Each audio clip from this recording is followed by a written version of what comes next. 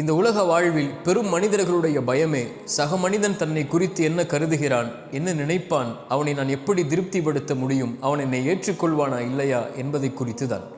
இந்த பயத்தை எவன் கடக்கிறானோ, யார் கடக்கிறாரோ அவரே வெற்றி அடைந்தவராக மகிழ்ச்சி அடைந்தவராகவே வாழ முடியும். இல்லை என்றால் உலக வாழ்வு முழுவதும் பிற மனிதனுக்காக வாழ்ந்து மறைந்ததாகவே ஆகிவிடும்.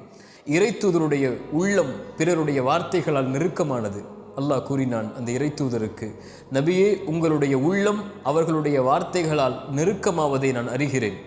நீங்கள் அதை குறித்தெல்லாம் கவலைப்படாதீர்கள். அதற்கெல்லாம் நீங்கள் பதிலளிக்கவும் தேவையில்லை.